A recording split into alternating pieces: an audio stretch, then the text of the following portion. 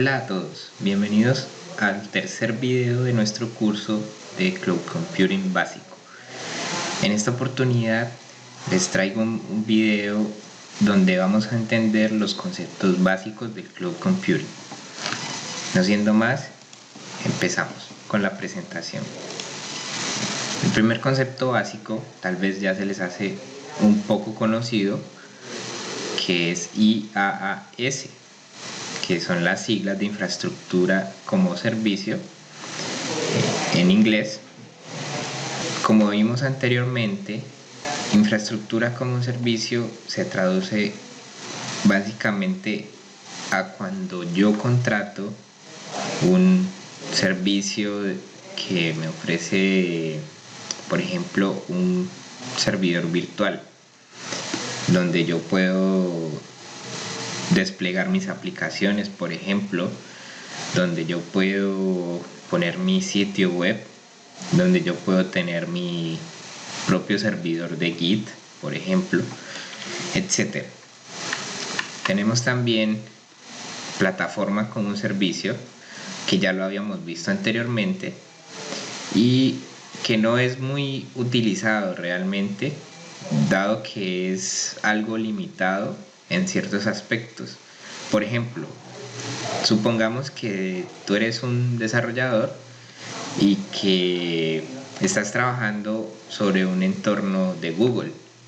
Estás desarrollando una aplicación, por ejemplo, de recaudo, de cartera, y por X o Y motivo se requiere hacerlo sobre una plataforma que solo funciona en la nube. En este caso, digamos que es una plataforma de Google. ¿Por qué digo que es muy limitada y por eso mismo poco usada? Es por ese mismo tema, porque es una aplicación que te toca sí o sí desarrollarla en esa plataforma, que si la quieres sacar de esa plataforma, probablemente te va a tocar hacer mucho sobreesfuerzo para ponerla a funcionar en tu máquina local, en un IDE local, por ejemplo, en un entorno de desarrollo local, etc. Por eso este servicio es, digamos, el menos frecuentado. Continuamos con el software como servicio, que también lo vimos en la clase anterior, y básicamente se traduce a lo que son, por ejemplo, un antivirus. Cuando tú contratas un antivirus, lo contratas por un periodo de tiempo de 1 año, 2 años, 6 meses, etc. Depende del plan que ofrezcan. ¿Por qué es un software como servicio? Porque de entrada sabemos que el antivirus es un software que se instala en tu máquina y que te brinda el servicio de protegerte contra amenazas en la red, en el correo, etc. Anteriormente era muy popular que se comprara un software en específico para las compañías.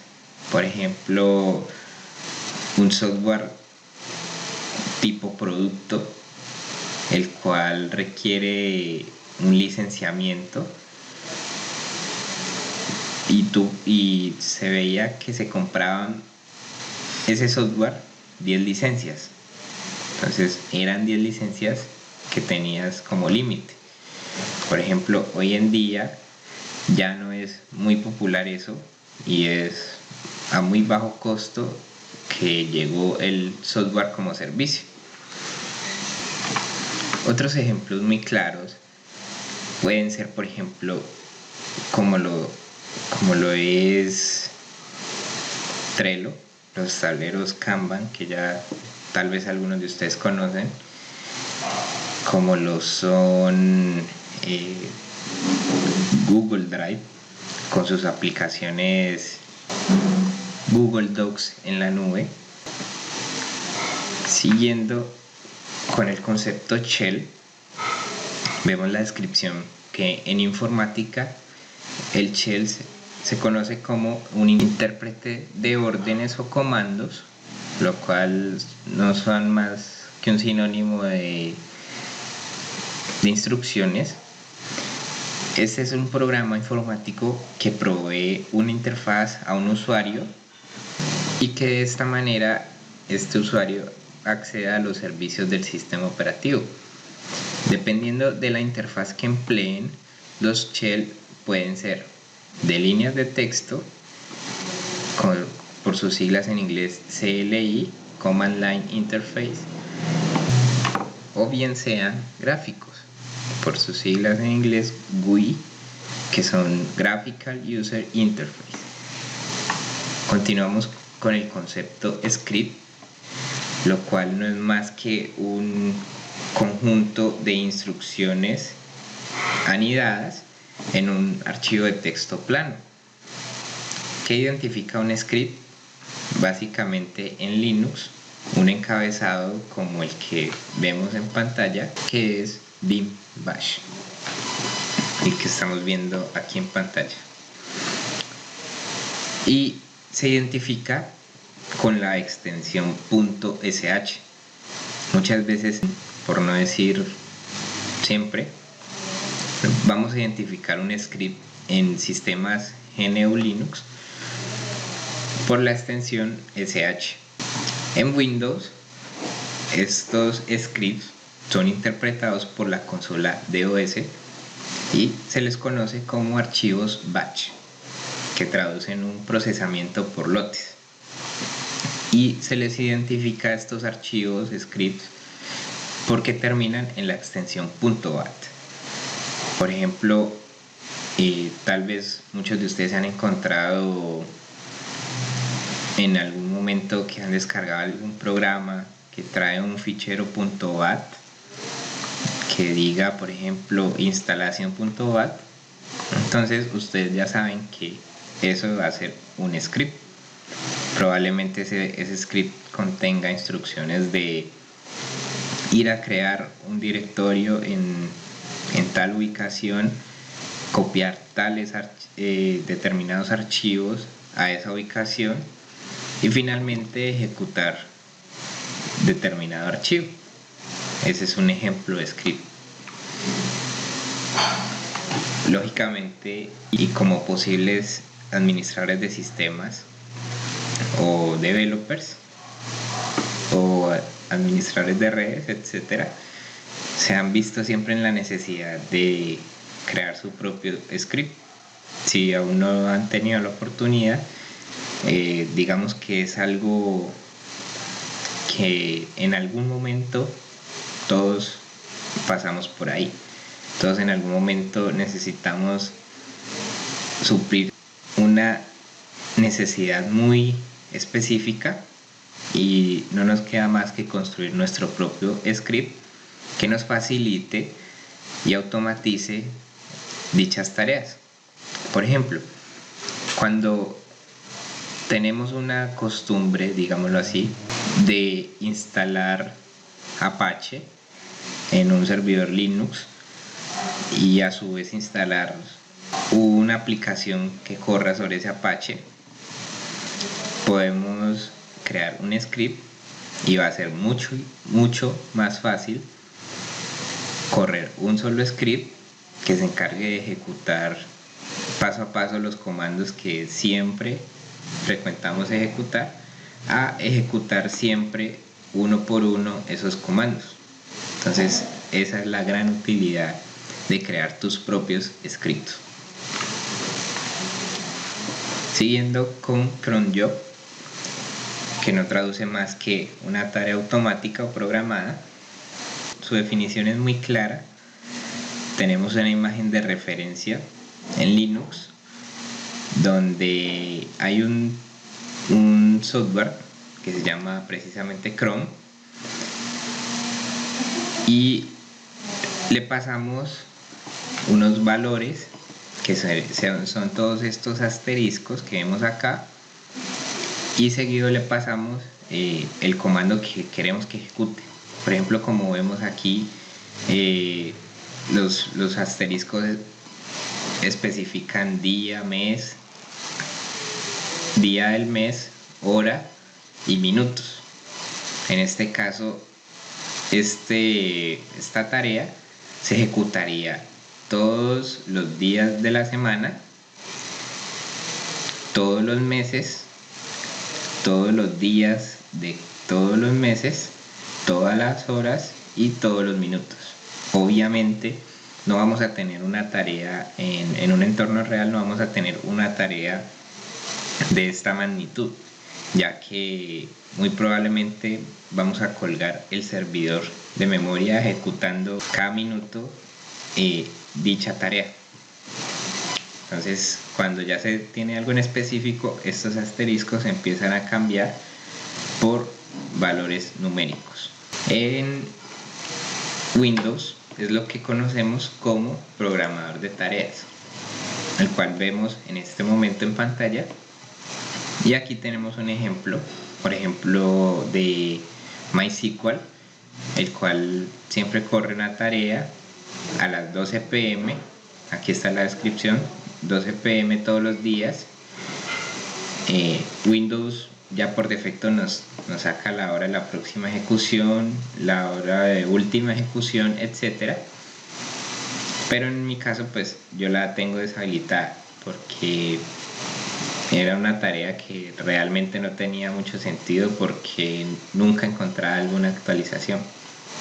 Entonces era molesto, en ocasiones estaba haciendo trabajos y me salía la ventana de comandos ejecutando dicha tarea.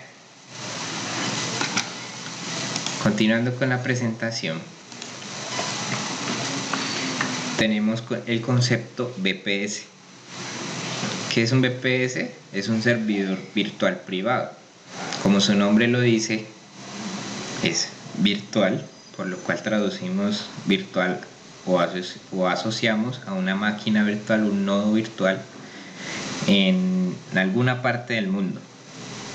Hoy en día este término VPS es muy popular por toda la onda, digámoslo así, de cloud computing.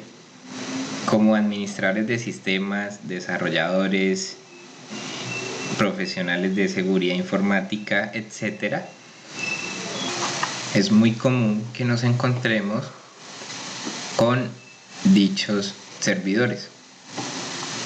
Por ejemplo, ya sea para tener nuestro propio Git, nuestro propio servidor de aplicaciones, nuestro propio servidor para alojar nuestras aplicaciones o sitio web, etcétera.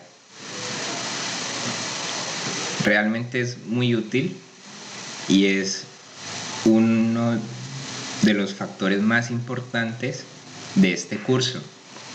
Está muy asociado a lo que es la infraestructura como servicio, ya que cuando tú adquieres un servicio, estás adquiriendo un VPS en múltiples proveedores como lo pueden ser Amazon, DigitalOcean, etcétera, que ya luego los iremos viendo más adelante del curso. Pero es importante que tengan claro este concepto antes de llegar hasta allá. Sí les puedo decir que es muy importante que se graben este concepto, porque les va a ser de gran ayuda en un futuro para entenderlo mejor. Un CDN es una red de entrega de contenido. Básicamente, para explicar este concepto, quise usar esta imagen, la cual representa una persona accediendo a un sitio web. Digamos que tú eres el punto rojo y estás accediendo a un sitio web que está alojado en un servidor en Perú, por ejemplo, y el tiempo de respuesta es de más de 3 segundos. ¿Para qué? Para mostrarte una imagen, un video.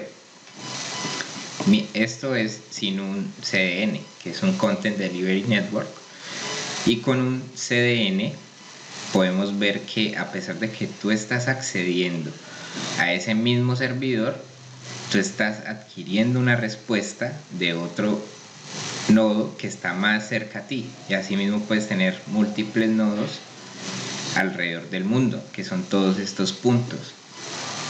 Cuando tú accedes a un sitio que trabaja con CDN, el tiempo de respuesta es mucho más rápido. Por ejemplo, no vas a encontrar que el tiempo de carga de un sitio web que usa CDN a uno que no va a ser el mismo. Obviamente el que usa CDN va a ser mucho más veloz, y es por eso que se recomienda los CDN para optimizar sitios web también. El Cloud Storage o almacenamiento en la nube, como lo vimos en la clase anterior, son los servicios de almacenamiento tales como OneDrive, como lo son Google Drive y como lo son Dropbox. Es simplemente tener nuestros archivos, nuestra información alojados en los servicios de la nube que prestan dichas compañías, como lo son Microsoft, Google y Dropbox. A su vez los podemos acceder en cualquier sitio que nos encontremos, en cualquier dispositivo, etcétera. Por eso decimos que es Cloud Storage. Cabe resaltar que hoy en día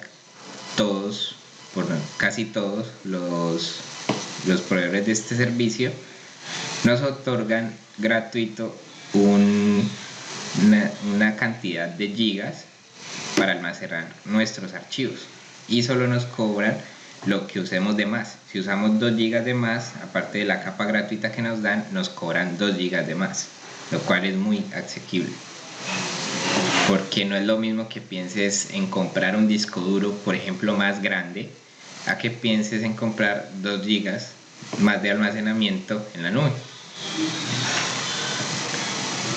Bash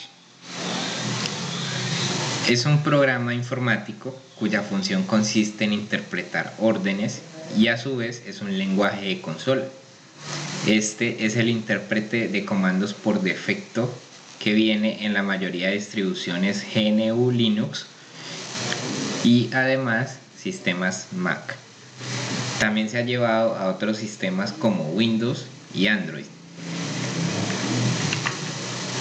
Hosting o alojamiento es un servicio que permite la publicación de un servidor web, y cuando contratamos un servicio de hosting estamos contratando un servicio pero donde no estamos solos, donde estamos con cientos de usuarios en un mismo servidor y a un precio muy bajo, que nos sale más barato que tener un servidor consumiendo energía en nuestras instalaciones físicas, etcétera. Básicamente, cuando accedemos a un sitio web,